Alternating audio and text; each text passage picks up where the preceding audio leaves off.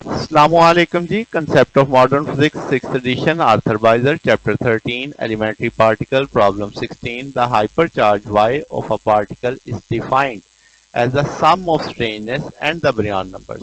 Y is equal to s plus p. Verify from the table 13.3 the hypercharge y of each hadron group is equal to twice of the average charge of the members of the group. तो आपके पास किसी भी members के लिए Q बराबर होगा I3 plus Y by two, क्योंकि hyper charge का हाफ उसने का है। तो हम कहेंगे हेड्रॉन ग्रुप में आपके पास हेड्रॉन क्या होंगे, न्यूक्लियन डबलेट होता है या आपके पास सिग्मा ट्रिपलेट, तो बिलोंग करता है सेम आइसोस्पिन मल्टीप्लेट के लिए ग्रुप के लिए, और सेम स्ट्रेंजनेस और सेम बरियन नंबर के लिए, तो हम कहेंगे इनका सेम हाइपर चार्ज होगा।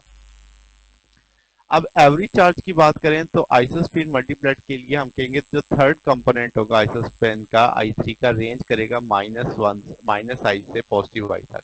तो इंटीग्रल स्पिन में देखें तो हम कहेंगे स्पिन ऑफ I3 जो होगा इज जीरो, तो सिमेट्रिक है अराउंड द जीरो, तो हम कहेंगे I3 जीरो हो जाएगा।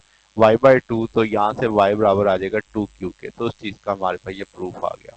तो ये हमारे पास सोल्यूशन है। अगर आपको इस पर कोई बात पूछनी हो, डाउट हो, नीचे कमेंट्स में पूछ सकते हैं। वीडियो अच्छी लगी हो वीडियो पर लाइक कीजिएगा, दोस्तों के साथ शेयर कीजिएगा, चैनल को सब्सक्राइब कर दीजिएगा। अब तक के लिए इतना ही, बाकी इंशाल्लाह नेक्स्ट देखेंगे। ओके, अल्लाह हाफिज।